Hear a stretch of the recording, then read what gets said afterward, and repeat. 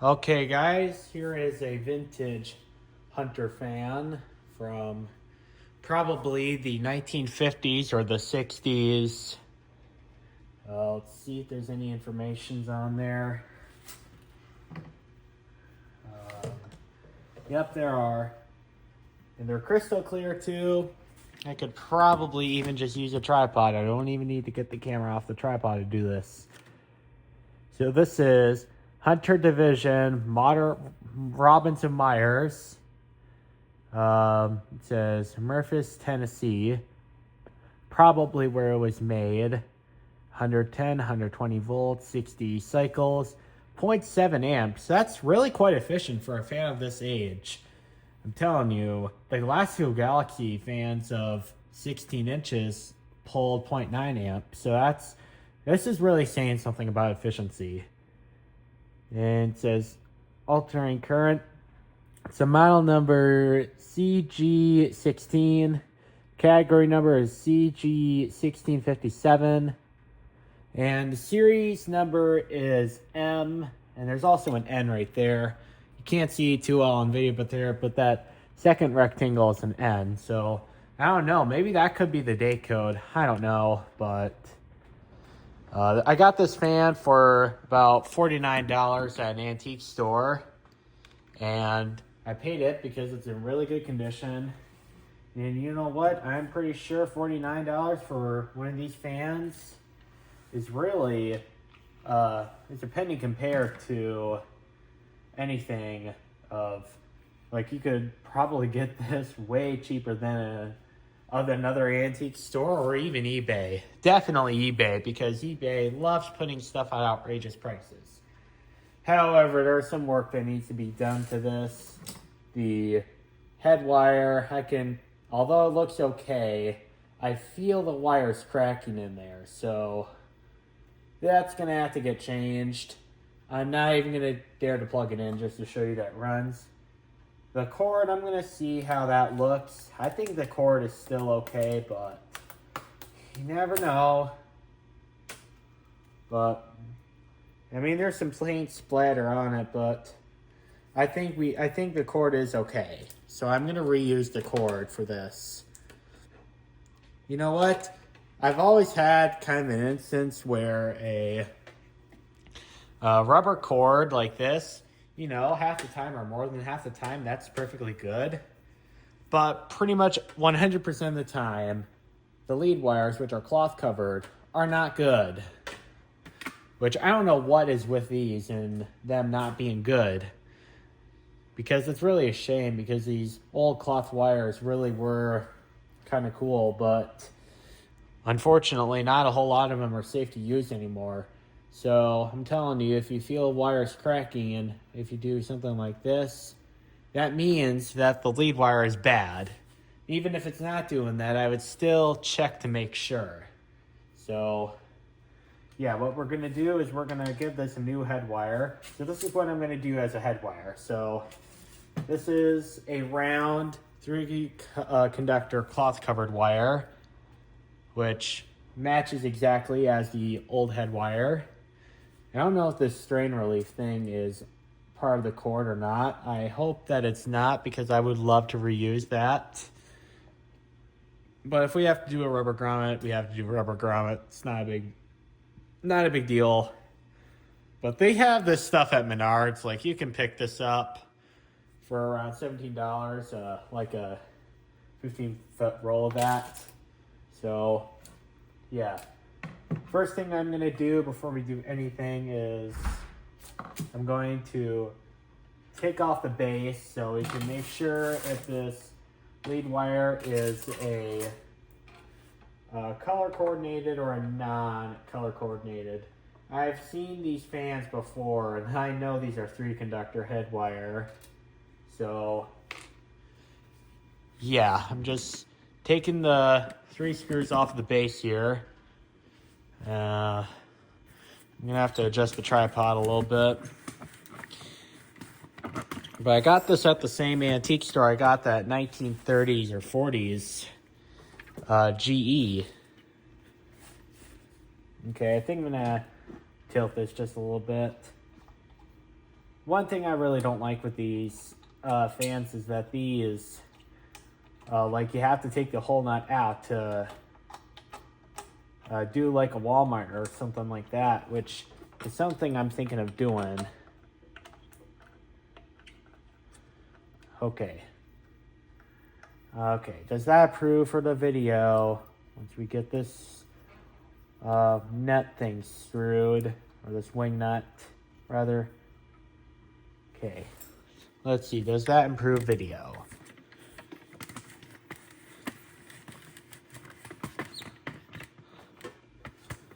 Looks like it does. Took a couple of extra minutes to get it right. Now no one can say that this is at a bad angle. I'm just removing 3 screws, that's one thing. But sometimes these screws are not always the most fun to get out. Sometimes they can cross thread, which is a pain in the butt. And, okay, take out the last screw. And the base comes right off. Okay, definitely not as hard as what the GE bases are. I'm gonna set this aside because we don't need this base until I'm also gonna put the screws aside as well so they don't get lost. Okay, so this is what the wiring looks like in a Robinson Myers. Here's just a brief look at it.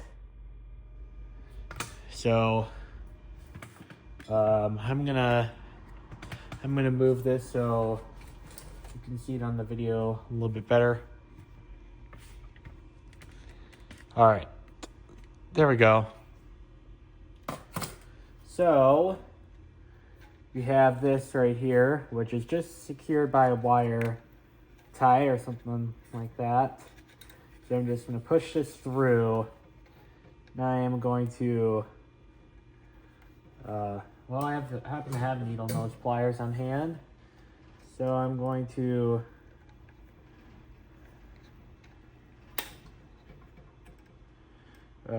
get this, and I don't plan to reuse that, so if it gets ruined, it gets ruined.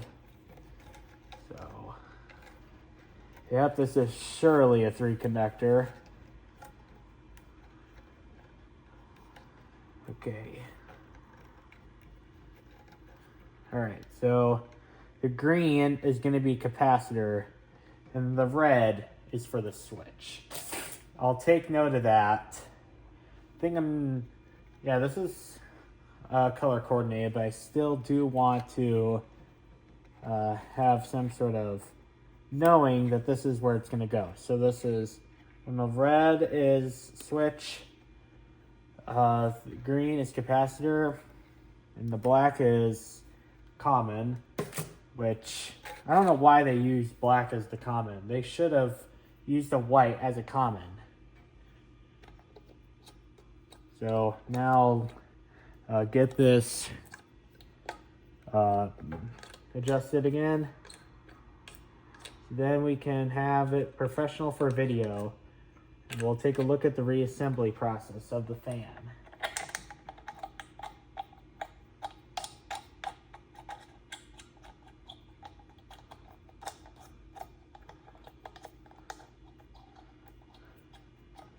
Okay. There we go. And being while we're at it, we're going to take off this screw because it's going to have to get taken out for... I find that sometimes these are reverse threaded. Let's see if this is the case here. Well, it keeps going, so I think this is reverse threaded. Yep, this is coming out, so... Alright. So... There we go. Good. Now we can start disassembling the fan. And no, I do not have any little kids going around to try to plug this in. Yeah, one more safety feature. Do not plug this in while the fan is going through a repair, because that would be quite dangerous or even deadly. if you were to do so. And therefore, that would be a health and safety issue. So I'm gonna try to look for the correct size of bits to use, because these have to come out before we can crack it open. And looks like 11/30 seconds is a good size for this, so I'll just move the camera and I will do these 4 nuts.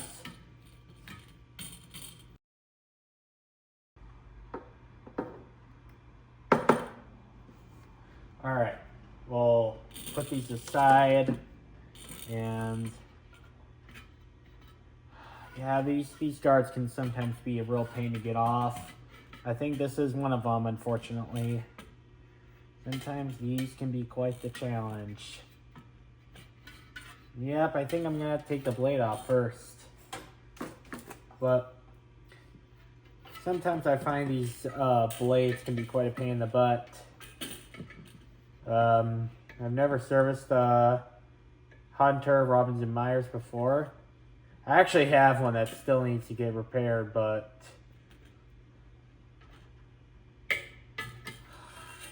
yeah, I think I'm gonna have to get a real pliers for this. This is not going very good. But I am not gonna get new tools for this. If this wants to be a pain in the butt, it can be a pain in the butt. But it's going to get fixed. Doesn't matter what it wants to do. It's gonna get fixed. And it's gonna work. And it's gonna get a new wire. Alright, well, looks like we've got some leverage on that. Alright. So now some fun awaits trying to get the blade off. If it comes right off, I'm going to be real surprised. And it looks like it's following that trend. Looks like it does not want to come off. Which is a pain in the butt, but I can do it. Sometimes it just takes a little bit of work. But I do not want to throw the blade off balance, because I saw this working in the antique store and it runs beautifully. So definitely don't want to do any damage to it. Yeah, I think I'm going to stop the video and take the blade off, because this does not want to go off. I finally got the blade off. It's not even in video at all. But what I did is the gap between the motor housing and the blade, I just gave it a 90-degree turn, and then I was able to break the blade loose, and then I was able to pull it off. I don't know what this green stuff is. Is that thread? I don't know what they were thinking of. A bunch of that too. And you know what? I could probably see why the blade was hard to get off, because there's paint on the shaft. See that? There's paint on the shaft. So, yeah, probably is the reason why the paint was, probably, it was probably still wet when they put the blade on. But now we have it loose. But I'm now going to take these bolts off with the screw.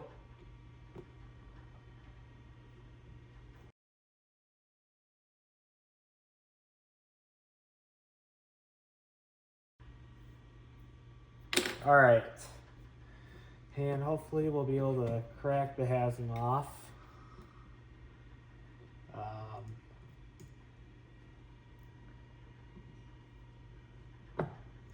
Okay, there we go. All right, I'll place it somewhere.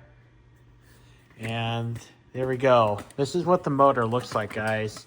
This is what the windings look like. I've got to say, they are very clean for something of this age. Look at that. I don't know if I've seen any windings that are this clean before in my entire life. Those are nice, clean windings. Okay. So now what we're going to do, looks like we got one of those, another one of these things on there. Okay. Okay.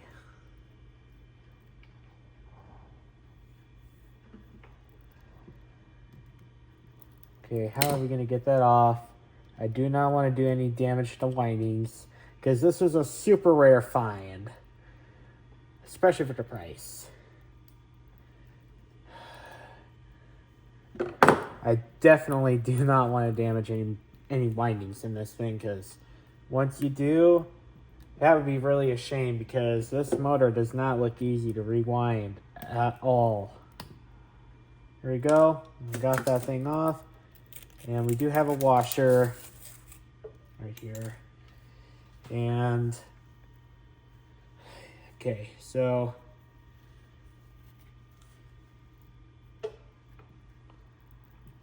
all right. Looks like they are still colored, so I'm gonna cut this wire to about here. I'm only doing this because there's not a chance I'm gonna use this wire again, because I can feel the wire cracking inside, which is not good. So I'm gonna put this thrust washer there. And the grease doesn't seem too bad on this fan, but I am still gonna re-grease everything, because that's what you should do when you are working on one of these older fans. So, all right. So how are we gonna? Yeah, I'm gonna probably put this video off so then I can concentrate on doing this.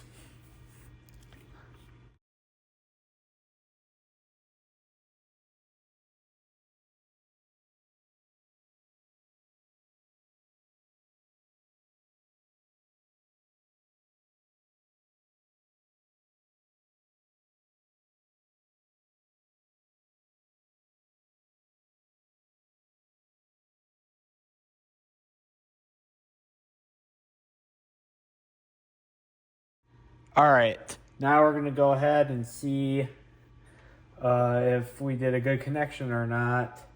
So I'm gonna do the neutral against the main hot wire. It's like we're getting 30 ohms. Now we're gonna do the white with the green.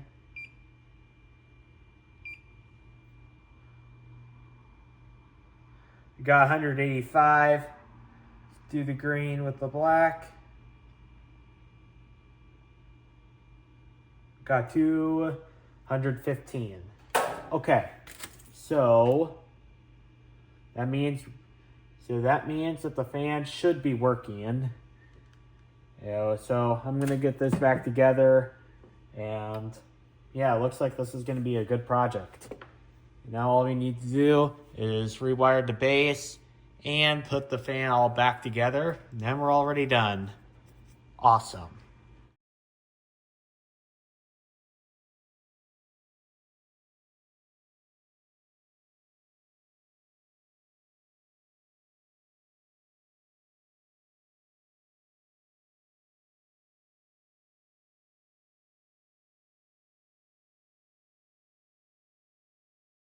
All right, so I just got the base wiring all done, but now I'm gonna check it with a continuity meter to make sure that everything is good.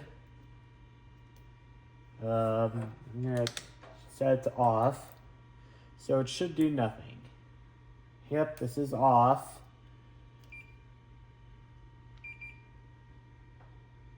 Looks like high is working. Looks like medium's working. And looks like low is working. Alright, so now I'm gonna check a couple places on the fan to make sure we don't have any electrical leakage.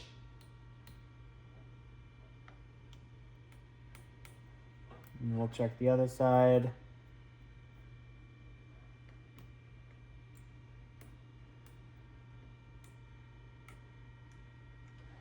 And we'll check this side once more. Yeah, I think this should be safe to plug in now. So hopefully the motor works. I don't expect anything to go wrong at this point. Here goes nothing.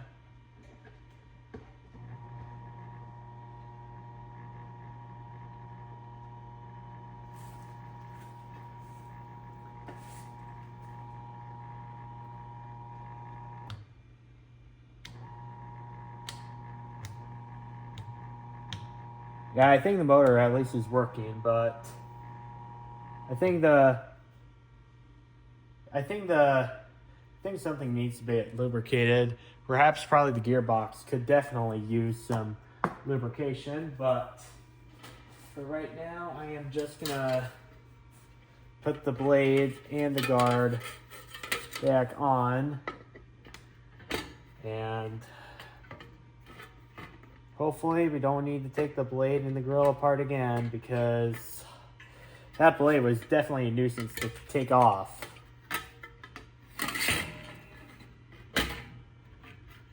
All right. And put the nut back on. And the rest of this I'm just going to speed through because it's just putting some bolts and screws in, and I probably will struggle at some point doing this.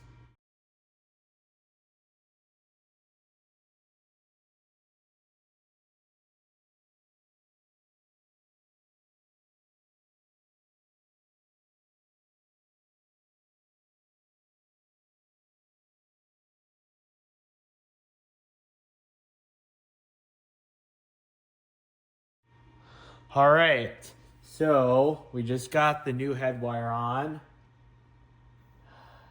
This is so much better.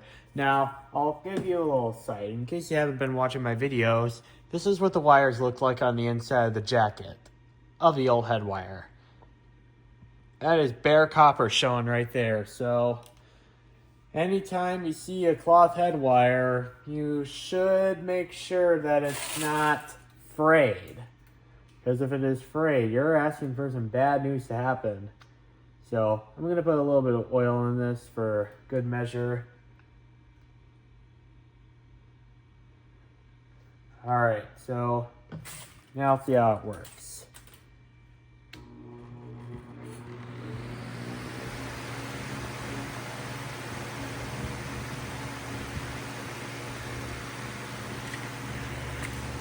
All right, so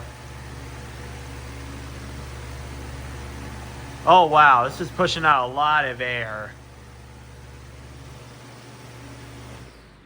So yeah, we know that the fan works.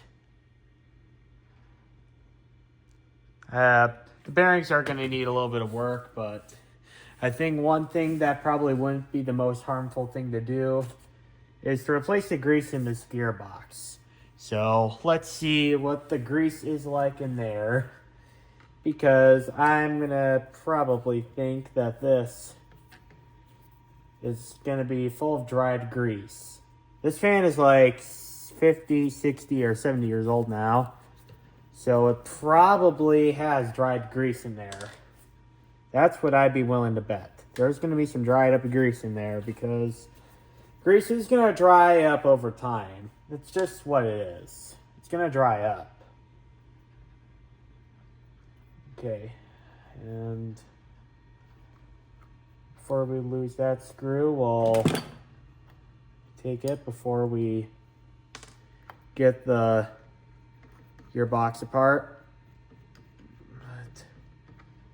But if the grease is dried, we're totally replacing this. Oh yeah, dry as a bone. But there's really nothing in there, really. That's quite ludicrous. To be completely honest with you. Quite ludicrous. So we'll reuse an old dirty paper towel. Because why not? They're going to go in the garbage anyway. But we're going to scoop out some of this old grease in there, because it's just for cleaner look. Yeah, this is definitely dried up. We definitely saved this just in time. But the worm gear in there still has quite a bit of material left. So at least At least the worm gear is not killed. That would not be good. Worm gear is important. So we're just getting as much as the old grease as we practically could out of there. I know the ideal solution would be to take the gearbox apart, but I am not going to be doing that right now because it's pretty complicated to do. And so I'm just going to get rid of some of the old grease as much as I practically can. Yeah, that's as far as I'm going to go with it. And then I'm going to put some new grease in there. So I've been told you're just supposed to fill these up about halfway. So I'll do that.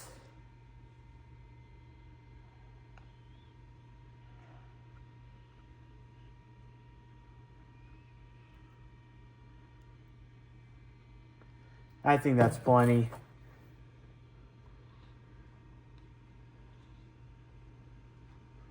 I'll have to use an old paper towel to wipe some of this up before it stains the metal.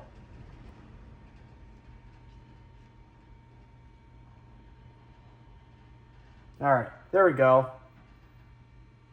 I think that's going to be good enough for now. And I'll wipe the excess off. And just so you know the grease is going to do its job, I'm going to put some oil on it.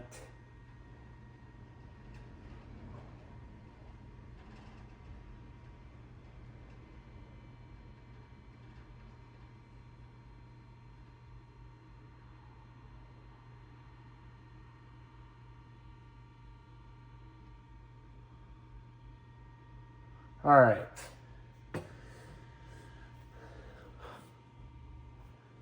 Now we're going to put the cover back on.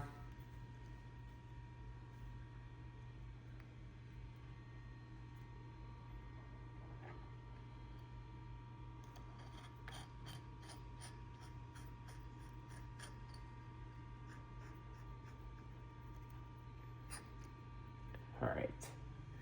And now we're going to put these 3 screws back in. And don't mind the grease, it's gonna get wiped.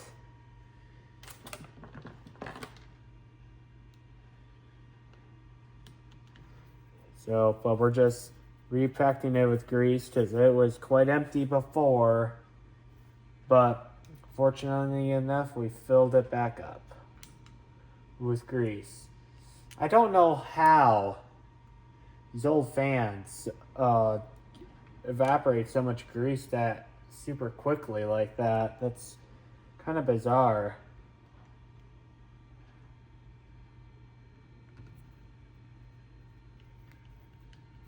Alright. Now we're putting the cover back on. And I'm also noticing that on the gearbox, a lot of the paint's flaking off. I don't know what's happening there, but it's quite unfortunate. But I'm gonna wipe off the excess that we have here.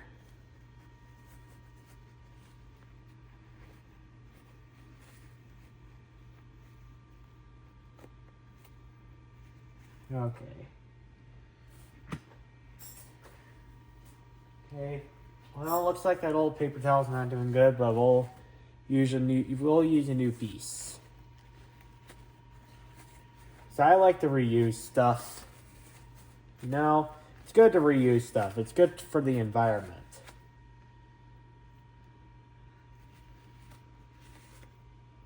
All right. Yeah, I think the bearings got more free. But, yeah, I'll move this so this doesn't get hit with the blades. And then...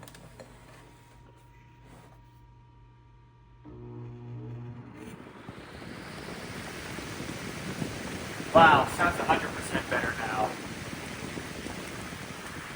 Zoom out a little bit. Oh wow, this is so blasting with air. I feel like it's gonna knock down the tripod. It is moving a lot of air.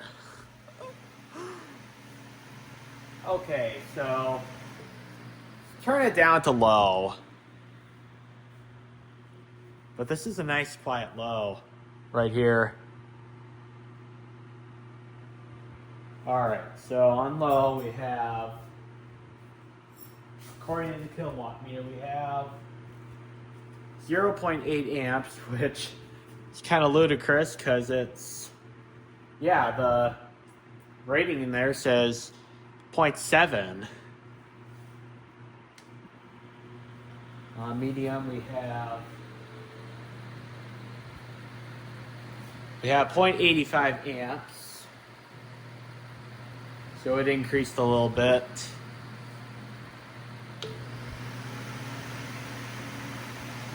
And we have 0.75 amps on high. That's ludicrous. You know, like low and medium draw more power than high. That's kind of ridiculous. I don't know what's up with that. But I don't think it should be like that.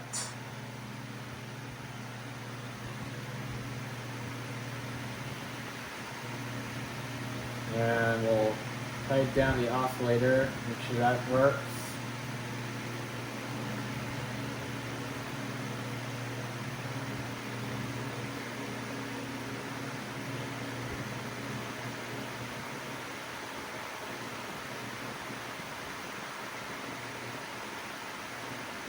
Alright. See what the spin down time's like. Still not the greatest, but let's see here. Can we get this bolt tightened down any further?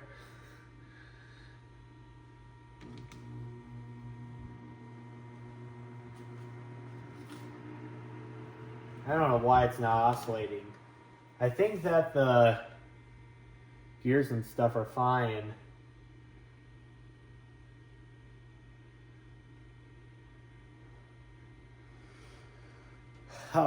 Okay, well that's kind of unfortunate, but at least we know the fan motor itself works.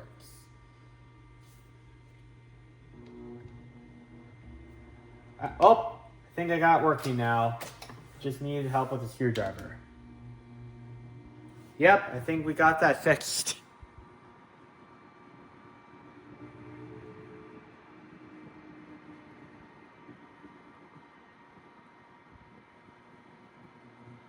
I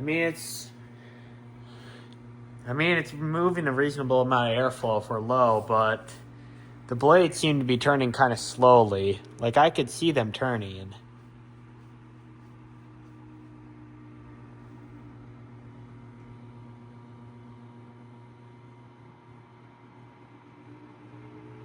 And the oscillation just stopped. Again. Okay, well, we'll get a screwdriver and we'll fix that again.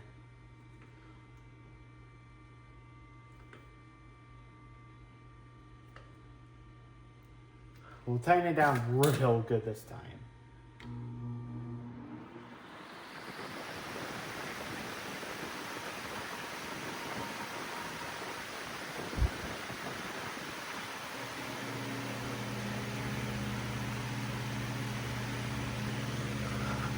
Definitely is moving quite a bit of air, especially for the power draw. This is really good.